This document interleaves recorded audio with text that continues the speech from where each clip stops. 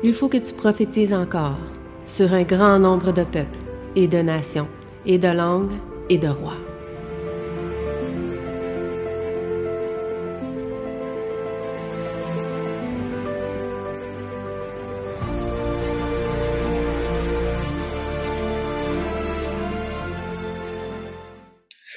Dans cette deuxième partie du trimestre, nous allons voir le point crucial de tout ce qui était caché derrière ce trimestre, à savoir le sanctuaire qui est au ciel en ce moment, le sacerdoce de Christ et non plus le sacerdoce d'Aaron.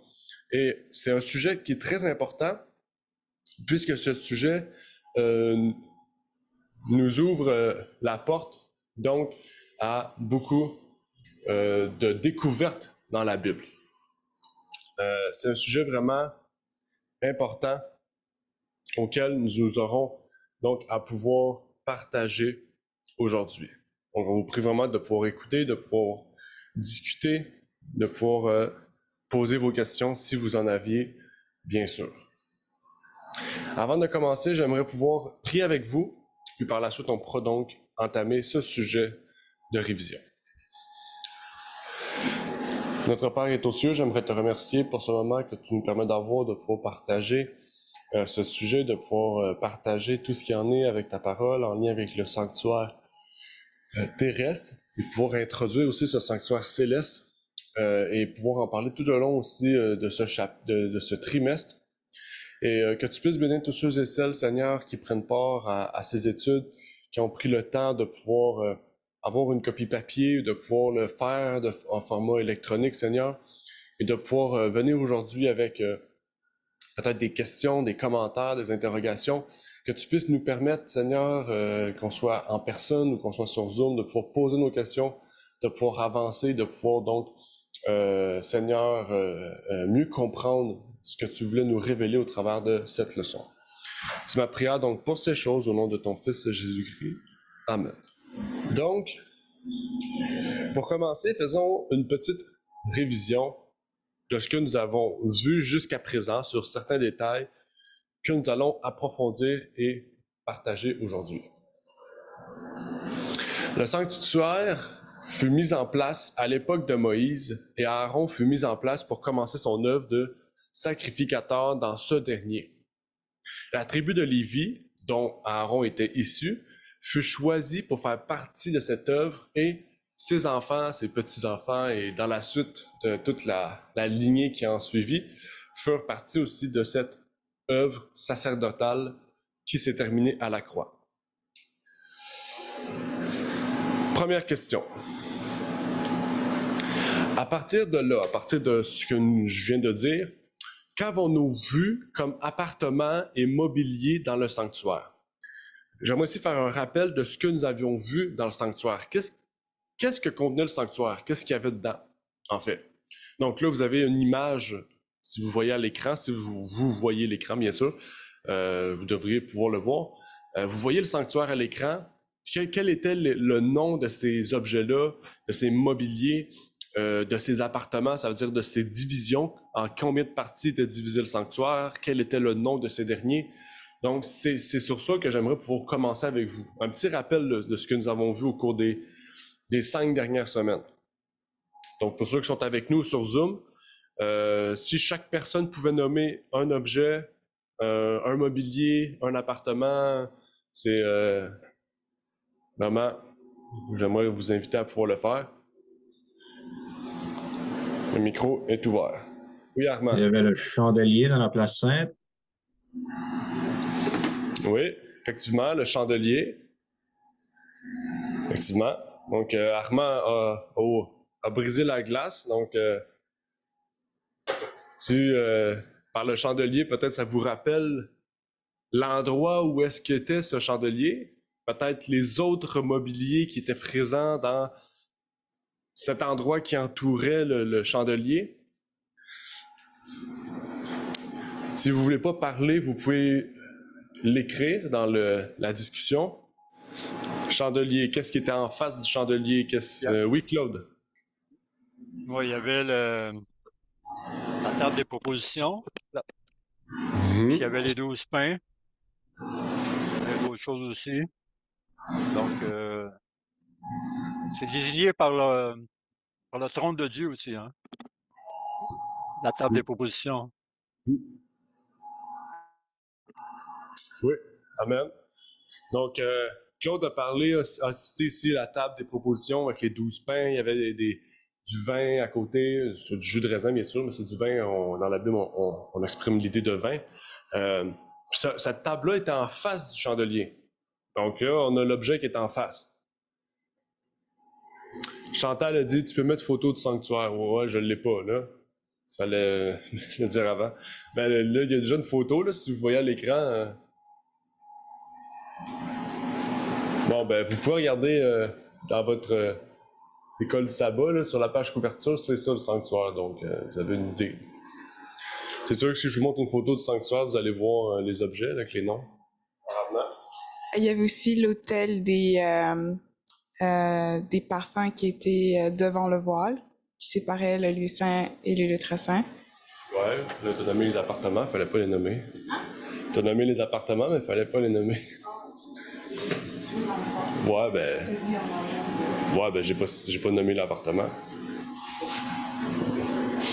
Donc, l'hôtel des parfums. Donc là, on a les 3 objets qui étaient dans un appartement. Donc, il y avait à gauche, ben, quand on rentre, il y avait à gauche le chandelier à cette branche. À droite, l'hôtel des pains. Donc, on peut appeler l'hôtel, j'ai oublié, les tables des propositions. Puis juste en face, quand on entrait, on voyait en face de nous l'hôtel des parfums, qui était exactement comme Aramna a dit, il y avait un voile qui séparait 2 appartements. Donc, Aramna a nommé les noms. Je vais faire comme si j'avais fait la sourde oreille pour laisser l'opportunité à une autre personne de pouvoir nommer ces 2 emplacements-là. Donc, il reste encore 3 mobiliers, puis il reste à nommer les 3 appartements, les 3 lieux. Donc, un commentaire. La place où ils font des sacrifices, OK? Comment on appelle ça, la place où ils font des sacrifices? Ça, c'est en entrant dans le sanctuaire, on voit ce lieu. Ben, OK, bon, on va vous aider. C'est quoi? Quand on va en voyage puis qu'on loue un endroit, c'est comment on appelle ça?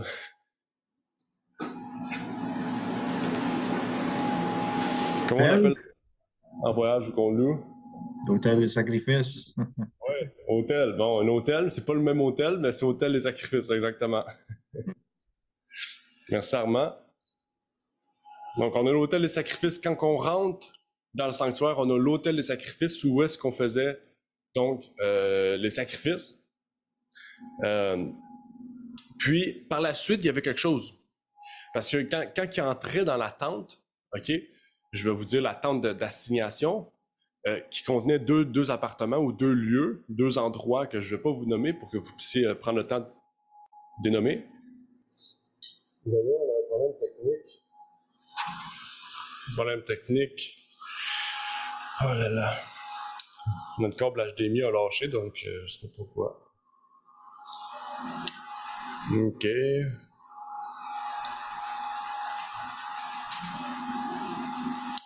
Donc, oui, merci Renard. Donc, on va continuer. Renard a cité lieu saint, lieu très saint, exactement. Donc, dans la tente d'assignation, il y avait le lieu saint, le lieu très saint. Puis, il nous restait la dernière objet qui était, donc, le dernier mobilier, c'était la cuve d'airain, où on lavait les pieds, OK? Et les mains entre chaque sacrifice et quand on entrait dans la tente, donc, dans ce lieu saint. Pour faire certaines choses donc qui étaient reliées au sacrifice qui devait être fait auparavant. Donc, merci à ceux et celles qui ont participé. Il restait aussi l'Arche de l'Alliance. Sans oublier le lieu saint, ouais, c'est ça, l'Arche de l'Alliance. Ouais, merci Claude. Donc, il y avait l'Arche de l'Alliance, c'était, je pense, la chose la plus importante. Donc, pour ceux et celles qui peut-être qui pensent l'oublier, donnez-vous des trucs. Comme ça, vous allez vous en rappeler. De toute façon, c'est pas bien très, très compliqué. Il n'y a pas beaucoup d'objets. C'est des choses, peut-être certains connaissent assez bien. Sinon, vous pouvez aller sur Internet, vous écrivez sanctuaire, biblique, puis on vous donne vraiment tous les emplacements puis les informations. C'est très accessible en ligne pour vous aider en ce sens. Oui, Claude. Il y a une chose qu'on oublie, c'est la porte en avant du sanctuaire. La porte, la porte du bruit. En tout cas, cette porte-là représente Jésus. Et pouvoir rentrer dans le sanctuaire, mais il faut passer par Jésus, il faut passer par la porte. Donc, c'est important à retenir. Oui. Oui, effectivement. Puis aussi, ben, on oublie, j'ai une pensé à ça, on oublie de nommer le parvis aussi, puisque l'hôtel des Holocaustes et la cuve d'airain étaient. Le parvis, c'est un peu la cour. Okay? C'est où, quand on entre dans le sanctuaire, on rentre dans cet endroit-là. Et on avait vu aussi la dernière fois les 70 semaines de Daniel 9, qu'on va revenir aussi un peu plus tard dans la série, dans le trimestre, on va y revenir plus en détail. Et on avait vu que le sanctuaire prenait fin à la fin des 70 semaines. Même au milieu de la semaine, la dernière semaine, on dit qu'un oint sera retranché, etc. On parle de Jésus où les sacrifices seront terminés, etc. Donc, même au milieu de la dernière semaine de Daniel 9, qui contient les 70 semaines, la fin des holocaustes, la fin des sacrifices terrestres seront remplacés par le sanctuaire céleste. Et cela était lié donc avec ce que Hébreux nous disait, Hébreux 9, verset 24, car Christ n'est point entré dans un sanctuaire fait de main d'homme, image du véritable, mais dans le ciel même, afin de comparaître maintenant pour nous devant la face de Dieu.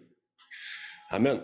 Donc, on a un homme qui était fils de Dieu, qui est parti au ciel, puis qui a pris la place de ce souverain sacrificateur qui sur terre est entré dans un sacrifice, dans un sanctuaire fait de main d'homme, dans tout ce qui était fait de main d'homme, mais qui maintenant peut, devant Dieu, prendre place pour nous. Donc, c'est encore mieux, en fait.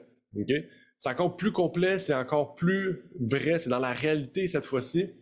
Et c'est ce qui rend les choses encore plus importantes pour nous aujourd'hui. On nous révélait aussi que, donc, au travers de cette dernière leçon, la semaine dernière, que le véritable sanctuaire était au ciel. Et que maintenant, cette œuvre de jugement, cette œuvre de rédemption pour toute l'humanité était faite depuis, donc, l'ascension du Christ au ciel. Prochaine question. Pourquoi le sanctuaire terrestre ne permettait pas la présence physique de Dieu et donc du jugement final? En fait, on a vu que Dieu venait sur le sanctuaire par une fumée. OK? Il venait dans le sanctuaire, il n'était pas présent physiquement dans le sanctuaire. On disait sa présence était là. On reconnaissait sa présence par pas une entité, on pourrait dire par un moyen par lequel on le reconnaissait en fait. Okay?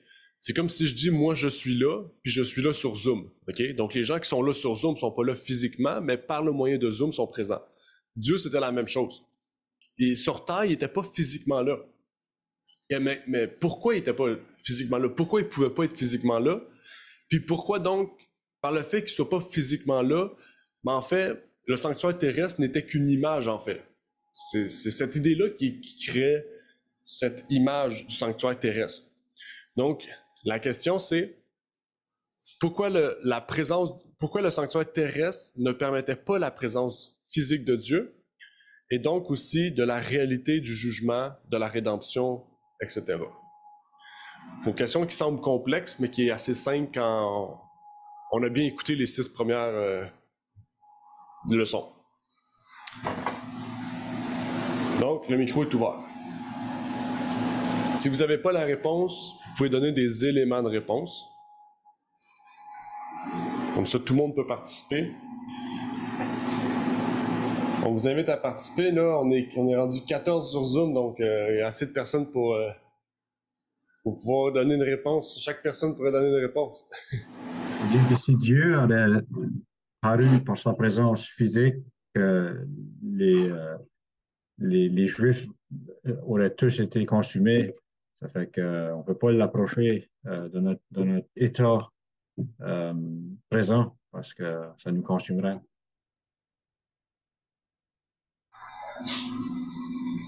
Amen. Amen. Très bon point. Puis aussi, ce qu'on voit d'intéressant dans ce point-là, c'est que déjà dans le sanctuaire terrestre, on ne pouvait pas faire ça. Qu'est-ce que je veux dire par là? C'est que si quelqu'un entrait avec un péché dans le lieu très saint, il mourrait. Donc, même si Dieu n'est pas là, juste par le fait qu'il se dit, juste par le fait qu'il est représenté dans un lieu, une partie précise du sanctuaire, démontre en fait que juste le fait de dire qu'il est là, même s'il n'est pas là, si on commet un péché, on reste la mort. Donc, bien sûr, au ciel, qu'est-ce que je veux dire par là? C'est qu'au ciel, où ce que Dieu est, le ciel est dans un état parfait. Donc Dieu, peu importe, mais en fait, aussitôt qu'on rentre dans le ciel, il faut être dans un état parfait parce qu'on ne peut pas aller là sans rien. Et le sanctuaire, je veux dire, Dieu n'est pas seulement dans le lieu très saint, il est physiquement dans le lieu très saint, mais sa présence, sa lumière reflète partout. Mais dans le sanctuaire, sa présence était formatée ou résumée ou rétrécie dans le lieu très saint. Parce que si on entrait là, on mourrait. Donc, pour Armand, c'est vrai que c'est en partie, c'est vrai que, bien sûr, s'il serait venu physiquement dans le sanctuaire, sa lumière, sa gloire reflétait partout, donc ça aurait été impossible. Mais même déjà dans le sanctuaire terrestre, dans le lieu très saint, juste la fumée qui descendait, qui représentait dans une certaine mesure la perfection de Dieu, on ne pouvait même pas y aller déjà. Donc on voit aussi la différence entre les deux, mais on comprend que bien sûr ça prend en partie ce que Armand a dit. Il y a aussi le fait, comme Armand a précisé, c'est que nous on est des hommes et lui c'est un Dieu. Okay? Donc nous on est des hommes où ce que dans le sanctuaire terrestre, on venait au sanctuaire pour trouver pardon. Okay?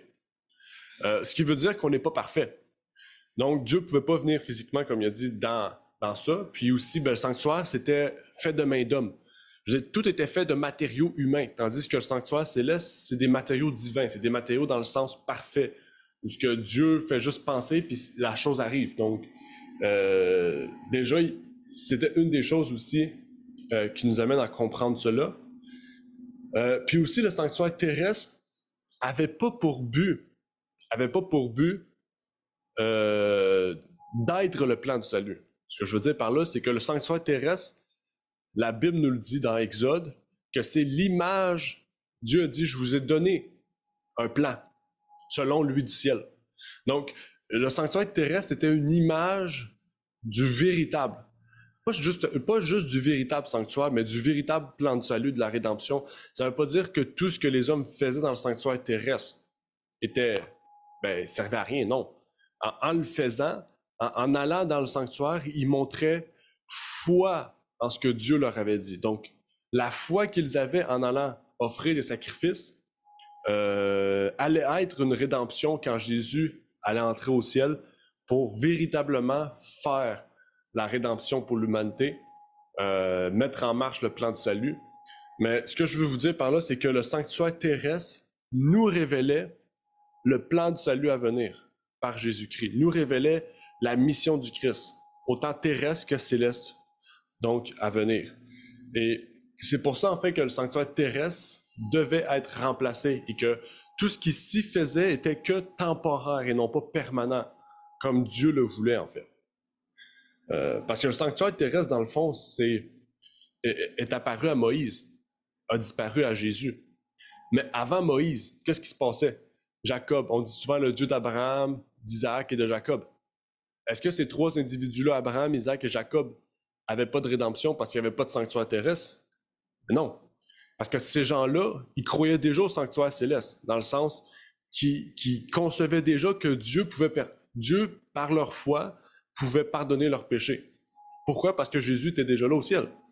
Donc, en fait, c'était une période de transition, encore une fois, dans l'institution du sanctuaire terrestre.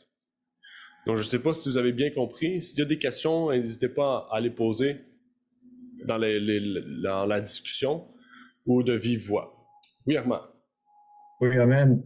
Ça me fait penser à Hébreux 9, 13. Car si le sang des taureaux et des boucs et la sang d'une vache répandue sur ceux qui sont souillés sanctifie et procure la pureté de la chair, ça fait qu'il y avait une valeur externelle. Il y avait une valeur dans ces choses-là qui purifiait la chair. Mais c'était pas capable de purifier le dedans. Le prochain verset 14, combien plus le sang de Christ, qui par un esprit éternel s'est offert lui-même sans tache à Dieu, purifiera-t-il votre conscience des œuvres mortes, afin que vous serviez le Dieu vivant? C'est ça qu'on a vraiment besoin. Ça, ces choses externes-là, ces choses physiques-là représentaient qu'est-ce qui doit se passer en dedans, parce qu'on est le temple de Dieu. C'est tout. Amen. Amen. Merci, Armand. Très bon lien avec les deux sanctuaires. Très bon lien. Très important ce qu'il a appliqué dans Hébreu. Je vous invite de toute manière, comme Armand a cité, de lire aussi le livre aux Hébreux, en particulier les chapitres après vis-à-vis du 4e, à partir du 4e jusqu'au 7e, 8e à peu près.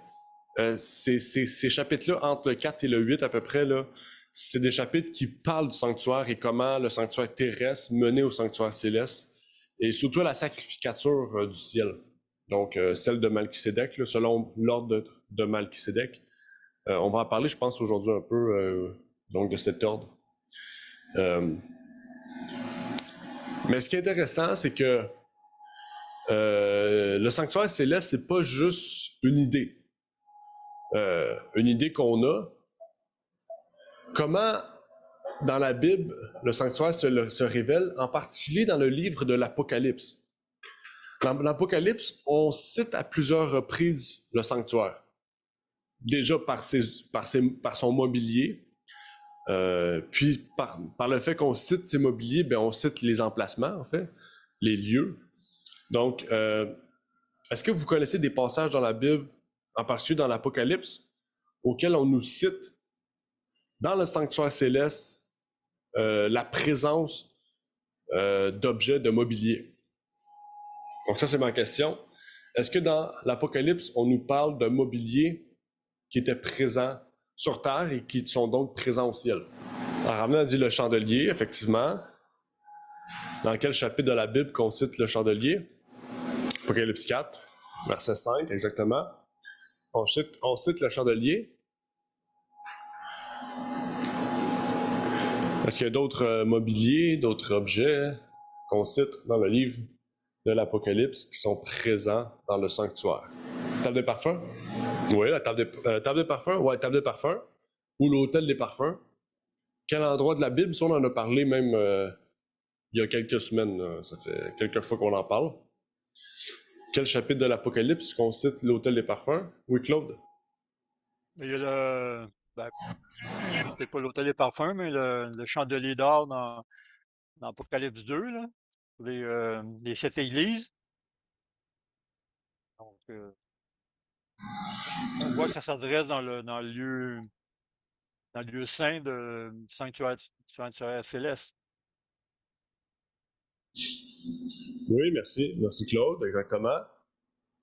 Il y a Eric aussi. Eric, on n'entend pas ton son, t'as ouvert le micro.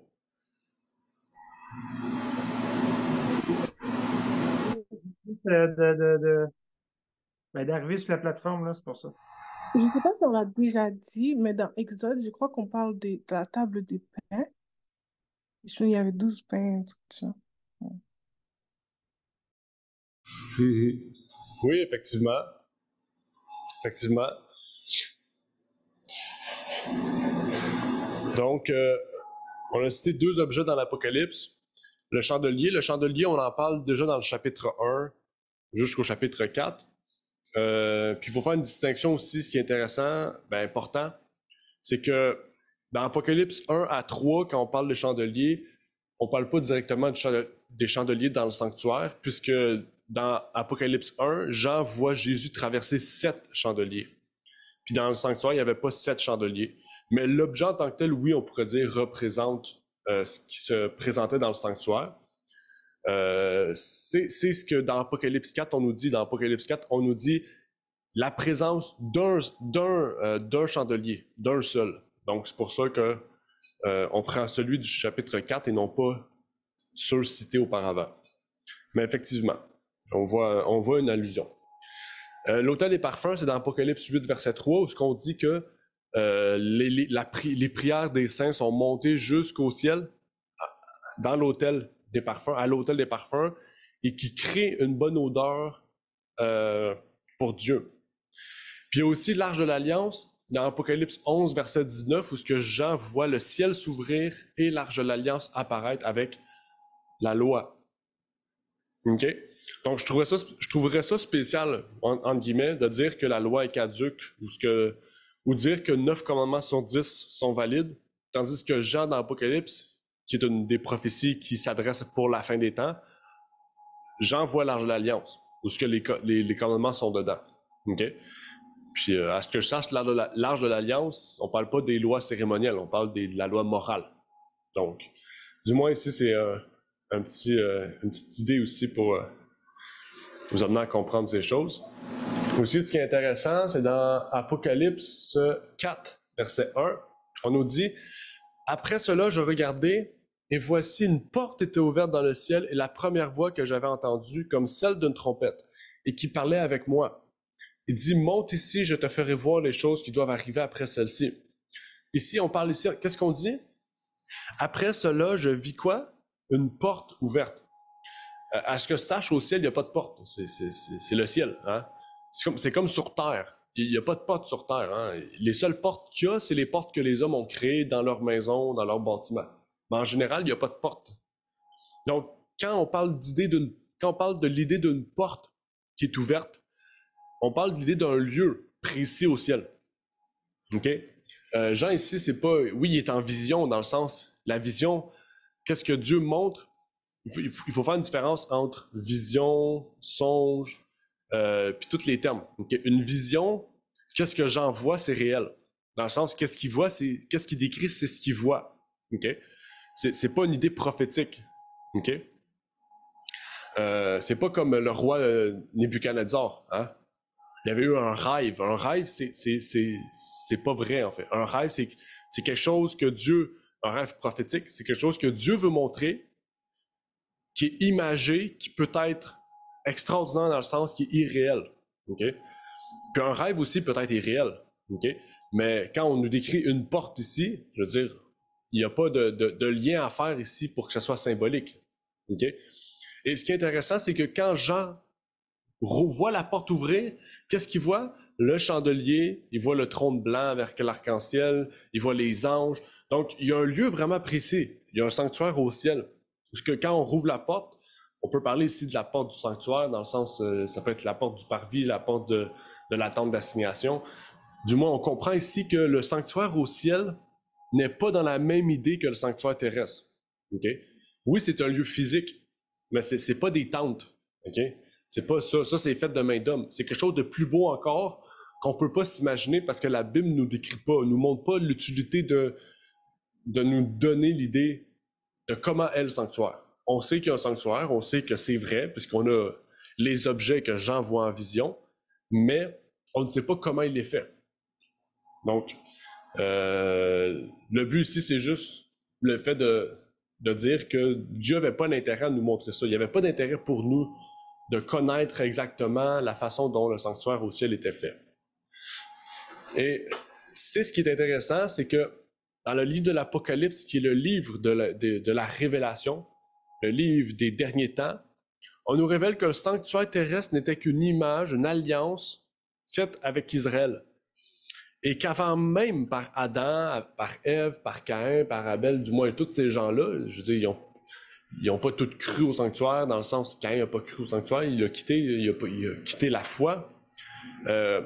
Du moins, il y avait déjà une alliance qu'on appelle la Nouvelle Alliance qui était faite avec eux. Ces gens-là avaient déjà la foi.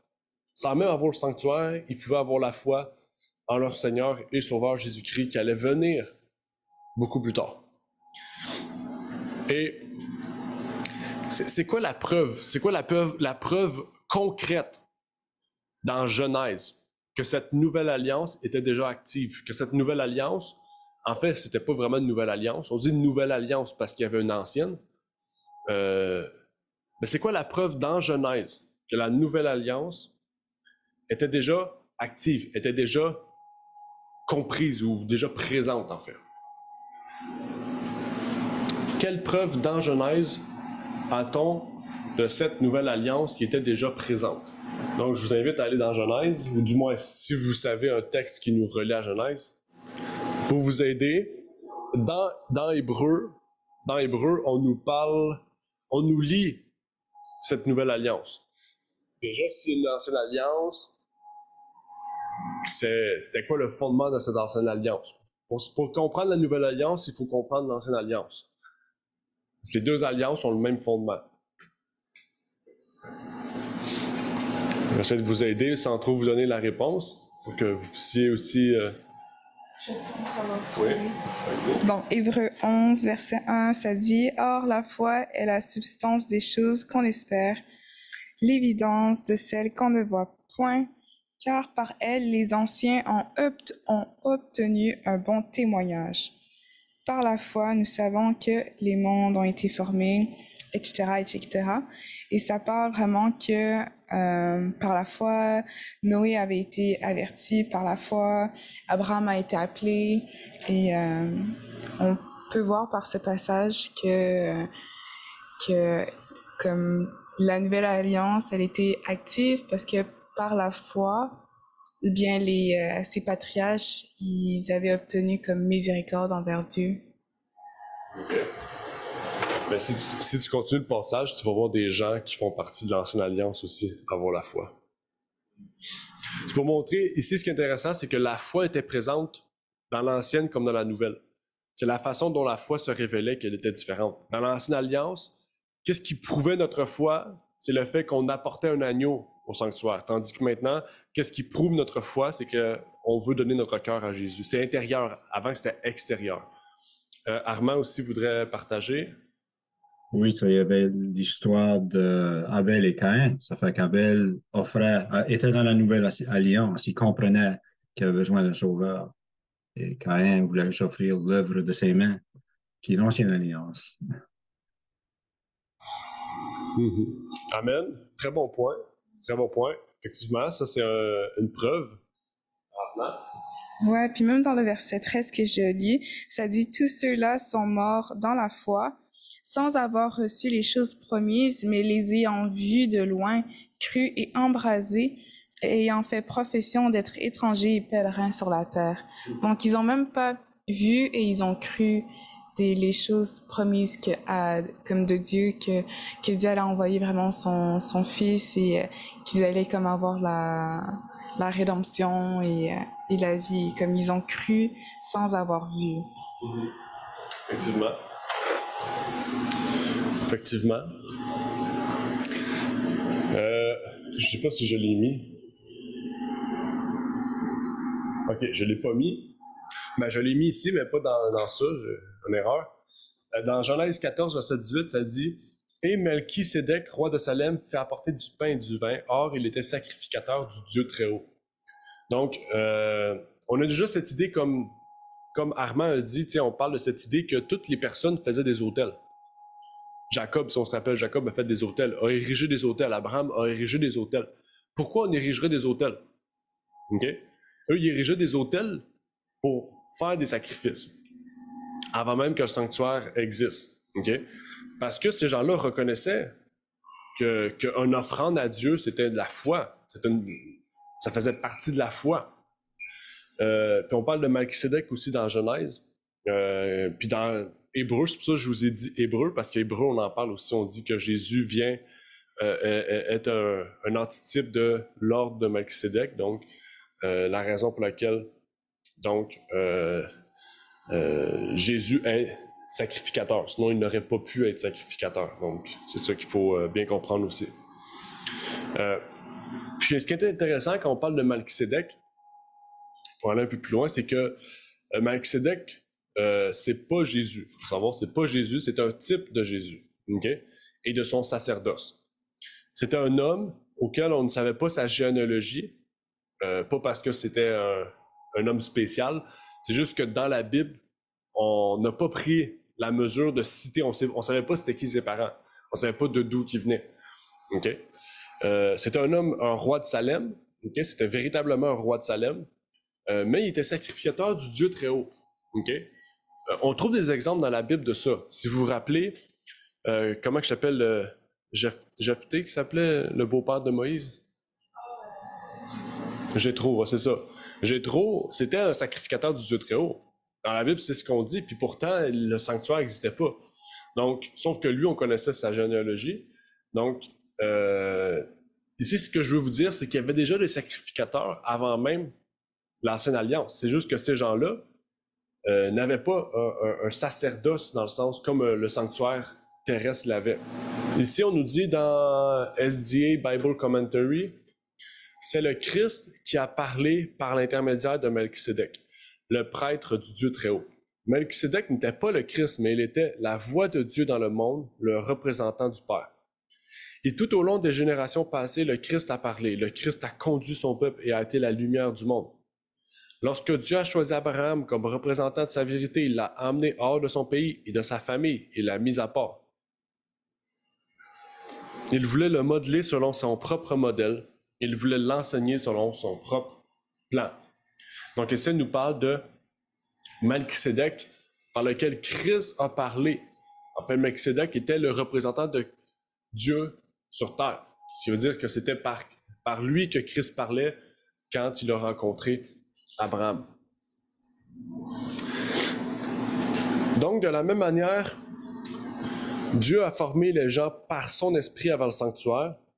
Il a formé les gens par son sanctuaire ensuite et par son esprit. Puis aujourd'hui, il fait la même chose. Il travaille en nous par son esprit qui provient du trône des cieux, qui est dans le sanctuaire. À cause de la méchanceté du peuple et de son oubli total de la loi de Dieu, Dieu fallait qu'il fasse une alliance spéciale avec ce peuple, qui avait totalement oublié la loi de Dieu, qui avait totalement oublié tout. Il fallait que le peuple ait un guide permanent devant leurs yeux, qui allait leur montrer quoi faire tous les jours de leur vie. D'où le but d'avoir mis en place la loi de Moïse, la loi cérémonielle. Ce guide, cette loi, est une explication détaillée et précise de la loi de Dieu, mais est caduque aujourd'hui.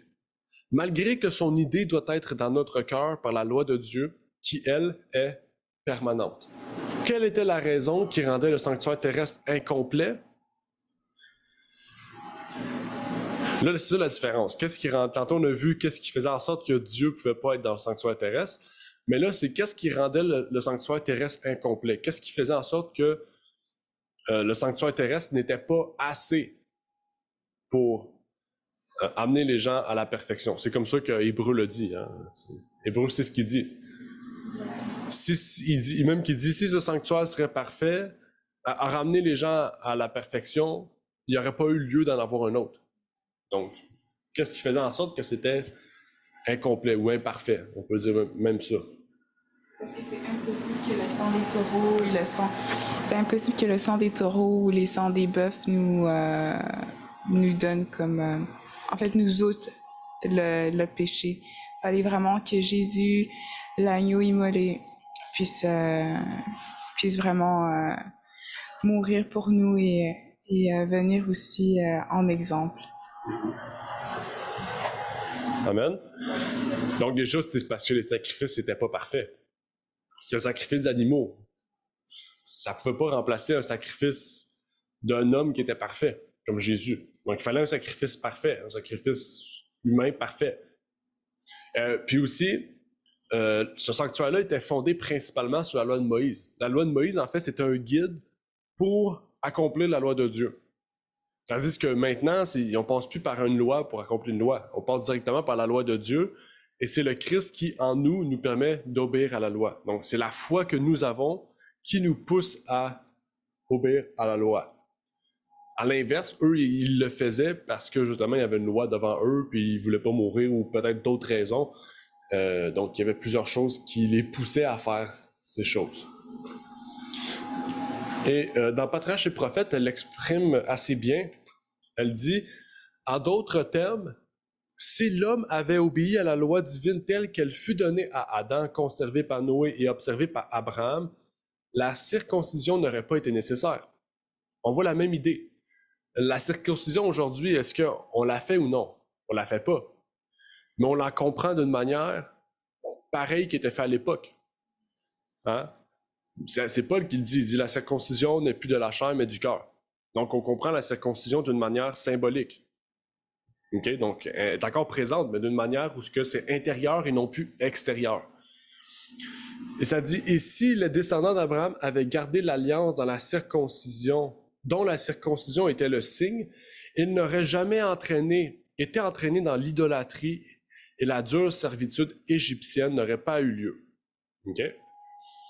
La loi de Dieu conservée dans leur mémoire n'aurait pas été proclamée au Sinaï, ni gravée sur la pierre.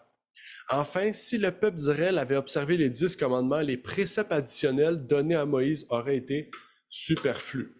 Donc, on voit que la façon dont Genèse et Exode ensuite est construit nous pousse à voir que c'est la désobéissance qui a poussé Dieu à amener des signes physiques, visibles, pour non seulement dissocier le peuple de Dieu des païens, mais aussi être un signe de foi. Donc, on comprend que la circoncision ne nous sert à rien, au sens strict du terme, mais au sens symbolique, il y a une grande leçon spirituelle qu'on peut comprendre de cette circoncision. Est-ce que pour la loi de Moïse, c'est la même chose? C'est ce qu'on va voir. Même alors, il ne la confia pas à la mémoire d'un peuple trop enclin à l'oublier. Pour empêcher que ces saints préceptes ne fussent mélangés à des traditions païennes ou confondus avec des lois ou des traditions humaines, il les écrivit sur des tables de pierre. Et il ne se contenta pas de publier le décalogue qui signifie 10, les 10 lois. Le peuple d'Israël s'était montré si disposé à s'égarer que Dieu voulut en quelque sorte fermer l'accès à toutes les tentations. Qu'est-ce qu'il a fait pour fermer l'accès à toutes les tentations? Moïse reçut l'ordre d'écrire des instructions et des statuts où la volonté divine était exprimée en détail. Ces statuts qui se rapportaient au devoir envers Dieu, envers le prochain et envers l'étranger n'étaient qu'une amplification, un développement des principes énoncés dans les 10 commandements. Comment ça se fait qu'on sait ça? Dieu a dit aimez Dieu de tout votre cœur et votre prochain. C'est la même chose qui est dit là. Il avait pour but de prévenir toute erreur et de rehausser la sainteté des 10 paroles gravées sur la pierre. Donc, c'est pour ça souvent que Ellen White, elle exprime le fait que la loi de Moïse est caduque, mais les principes qui sont régis dedans sont reliés, sont la loi des 10 commandements, mais exprimés en détail. Okay? Ce que je veux dire par là, c'est que sur les 614 lois, si vous prenez un passage qui dit de faire, je sais pas, les fêtes ou peu importe les jours lunaires ou tout, il n'y a plus de sanctuaire, donc c'est plus nécessaire à les faire. Mais il y a une compréhension derrière cela qui est symbolique, qui nous pousse à comprendre le lien avec le sanctuaire céleste. Comme on a fait. Qu'est-ce qu'on a fait cette année? On a étudié les jours de fête, le symbolisme des fêtes. Donc, il y avait une représentation symbolique de ces choses. Et là, ça nous pousse à aller plus loin. Pourquoi la grâce et la loi marchent-elles de pair? Est-ce que, en tant que chrétien, on peut dissocier la loi et la grâce? Dire que maintenant, on n'est plus sous la loi, on est sous la grâce, et que donc la loi est caduque. Ou que la loi est accomplie en Christ, et que maintenant, Christ l'accomplit en nous, puis c'est tout. Il y a tellement de choses qui se disent aujourd'hui, mais est-ce qu'on peut dissocier la grâce de la loi? Donc là, c'est une question. Pourquoi la loi et la grâce marchent-elles de pair? Est-ce qu'on peut dissocier les deux? Si oui, c'est quoi les appuis bibliques en ce sens? Sinon, c'est quoi l'inverse? Moi, Olivier, je te dirais que les deux vont de pair parce que sais qu'il y a beaucoup d'églises, exemple, qui vont dire que la loi ne s'applique plus, c'est que la foi, mais la foi en premier, bien sûr, mais si tu as la foi, mais que tu fais tout le contraire des enseignements de Jésus, ben là, ça fonctionne pas. Fait que je pense que un va avec l'autre. Amen. C'est mon point. On peut se dire aussi, en utilisant les termes qui sont écrits à l'écran, grâce par exemple. Qu'est-ce que, dans le mot, la définition du mot grâce, ça veut dire quoi? Le mot grâce, ça veut dire gracier, ça veut dire affranchi, hein? Ça veut dire délivrer ou ne plus subir la conséquence d'une chose. Okay? Même les gouvernements utilisent ça. Hein? Récemment, justement, quand on paie des taxes ou qu'on est en retard, souvent la municipalité peut dire « je vous gracie pendant une semaine, 2 semaines, 1 mois ». Ça veut dire quoi? Ça veut dire que les intérêts qui avaient été prévus pour le dépassement de la date, on vous laisse encore on vous gracie, on vous laisse un temps de plus sans payer de frais pour pouvoir payer. Donc, ça veut dire quoi? Ça veut dire que quand on est gracié, ça veut dire que le gouvernement, par exemple, la municipalité, quand ils nous ont dit je vous fais grâce pendant 40 jours, est-ce qu'ils ont annulé la dette qu'on devait? C'est tout ça, gracier? Ça veut dire que, par exemple, d'ici le 30 novembre, vous me devez 100$. Là, vous arrivez le 3 décembre, puis je vous envoie une lettre qui dit « OK, c'est bon, je te laisse 1 mois de plus pour payer mon 100$. » Est-ce que la personne l'a compris dans le sens « Ah, finalement, j'ai plus à payer mon 100$? » Mais non, c'est pas ça. C'est juste que face à cette obligation, eh bien, Dieu m'a laissé un temps de plus pour pouvoir faire face à cette obligation-là. Ça, c'est la grâce. La grâce ne supprime pas la dette que j'ai envers l'individu. Hein? La grâce ne supprime pas l'obligation qu'on a d'obéir à la loi. Mais la grâce, c'est quoi? Qu'est-ce qu'a fait la grâce? La grâce reporte la conséquence de la loi sur nous à plus tard. C'est ça que les chrétiens ne comprennent pas.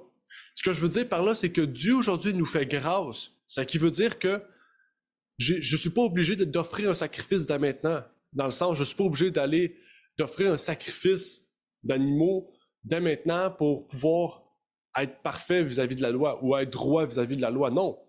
Dieu nous a fait grâce. Ça veut dire qu'il y aura Dieu nous fait grâce pendant peut-être 100 ans, 200 ans, 300 ans. Parce que Jésus-Christ prend la peine de tous nos péchés sur lui. Donc, c'est plus important à comprendre dans ce sens-là. Ça veut dire que pour quelqu'un qui vit 90 ans, ça veut dire qu'il y a 90 ans dans sa vie pour rester juste ou être sanctifié devant Dieu. C'est beaucoup 90 ans de grâce, là, OK? Les municipalités nous font ça pendant 60 jours, 1 mois, 2 mois.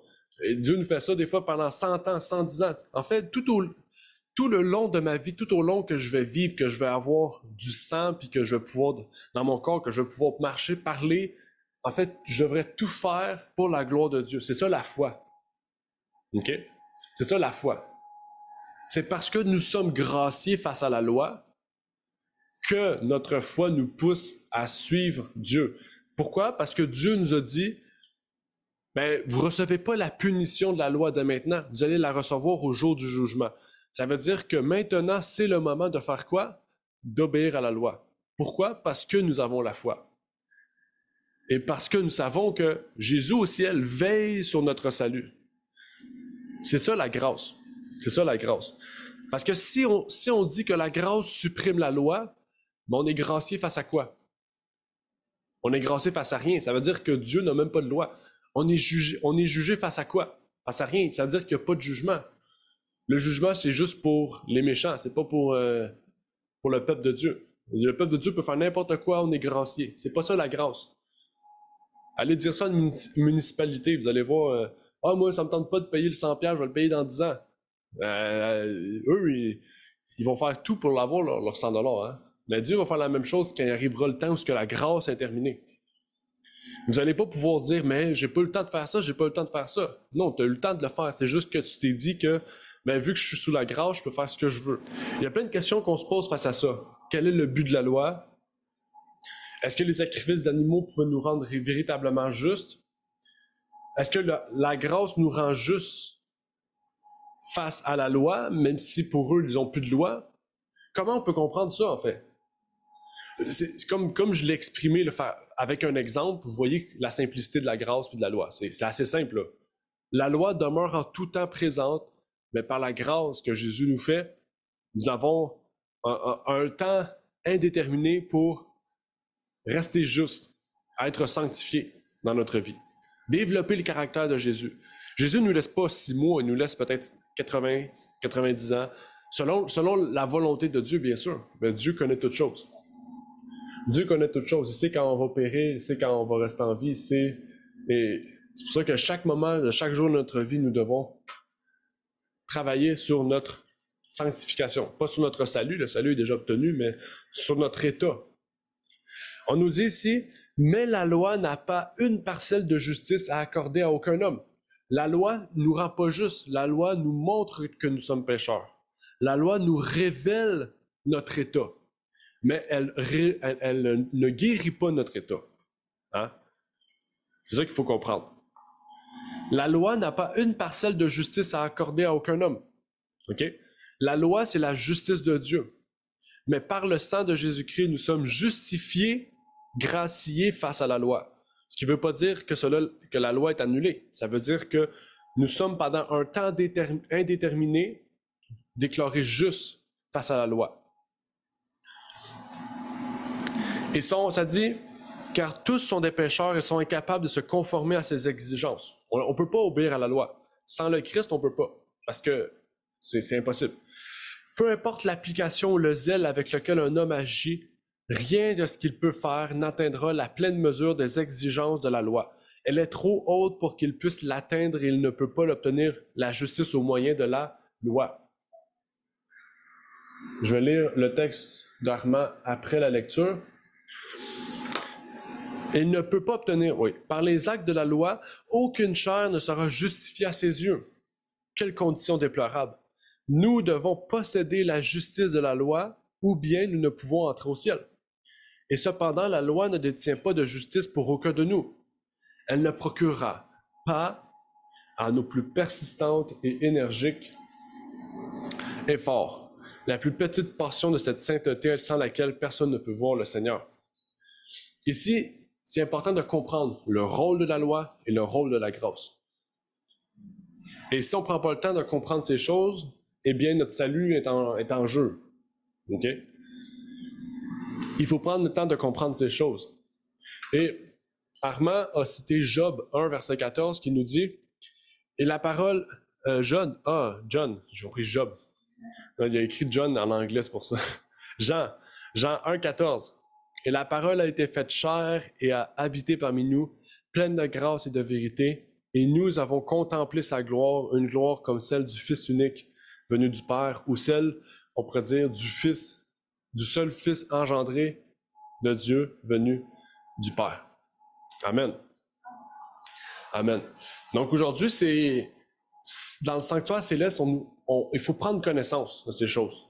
La loi, la grâce, comment le transfert entre le lieu saint, entre le sanctuaire terrestre et céleste s'est fait?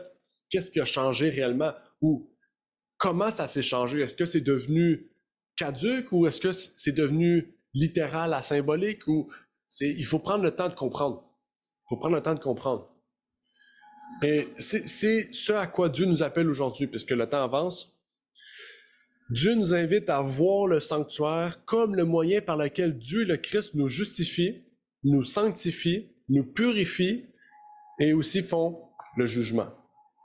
Donc, ce qui est intéressant, c'est que Dieu juge toute la planète.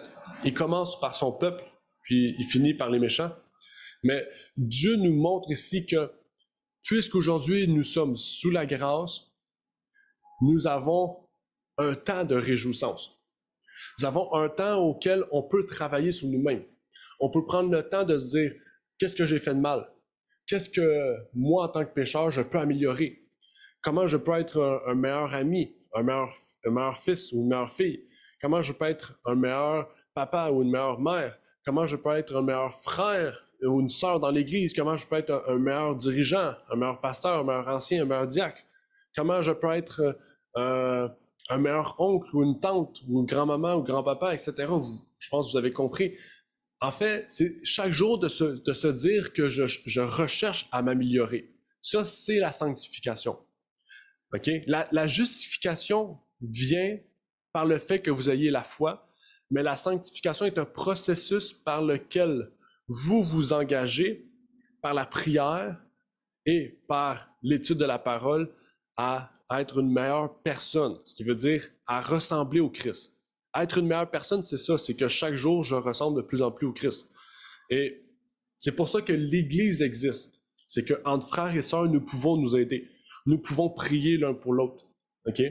C'est là la fraternité de l'Église qui existe. OK? Donc, c'est pas l'Église qui va vous sauver. Okay? Dans le sens, c'est pas le fait que vous venez chaque samedi que vous êtes sauvé, non. La foi, le salut est personnel. Mais par le lien de fraternité que nous avons, nous pouvons nous permettre d'avancer, d'être sanctifiés davantage. Donc, j'aimerais vous inviter à ça, que vous puissiez réfléchir à cela en cette journée de sabbat. Et surtout, je vous encourage à faire l'école du sabbat. Si vous voulez, votre format papier, on a ici des formats papier, vous pouvez en prendre. Si vous n'êtes pas capable de le payer, l'Église va prendre les frais pour vous, il n'y a pas de souci. Mais vraiment, on vous encourage à le faire. Donc, le salut n'a pas de prix. Donc, ce que je peux dire, c'est que le salut n'a pas de prix. Donc, vraiment, tout ce qui coûte de l'argent ici sur Terre va vous permettre de continuer à avancer dans la voie de l'éternité. Que Dieu vous bénisse. Avant de terminer, est-ce qu'il y avait des commentaires, des questions, des interrogations, des interventions? Puisque là, il est 10h30. J'ai pris 10 minutes de plus? 10 ou 20? Parce que s'il n'y a pas de questions, je vais terminer par une courte prière. Vous êtes libre de rester silencieux. Donc, nous allons terminer par la prière. Notre Père est aux cieux, j'aimerais te remercier pour ce moment que tu nous permets d'avoir, de pouvoir partager cette 7e leçon de l'école du sabbat. Donc, nous sommes déjà plus qu'à la moitié de ce trimestre. Seigneur, merci de nous permettre d'avoir ces leçons de l'école du sabbat pour pouvoir comprendre ce que tu veux nous révéler au travers de ta parole. Puisses-tu bénir chaque personne, Seigneur, qui prend part à l'étude de ces leçons pour mieux comprendre ta parole, pour prendre le temps d'étudier aussi avec les frères et les sœurs de l'Église, Seigneur. Malgré la distance sur Zoom, nous pouvons continuer à approfondir certains sujets importants. Que tu puisses bénir tous ceux et celles qui sont présents avec nous aujourd'hui, ceux peut-être qui n'ont pas pu venir, et permettre aussi que tous et chacun puissent être présents, Seigneur, dans les prochaines rencontres de l'Église. C'est ma prière donc pour ces choses, au nom de ton Fils Jésus-Christ. Amen. Amen. Que Dieu vous bénisse. Merci d'avoir écouté cette vidéo. Si vous désirez rejoindre l'œuvre au Québec, veuillez nous contacter par email à asjh1889 de Terrebonne @gmail.com et via Facebook à @asjh1889 de Terrebonne. Merci à vous et que Dieu vous bénisse.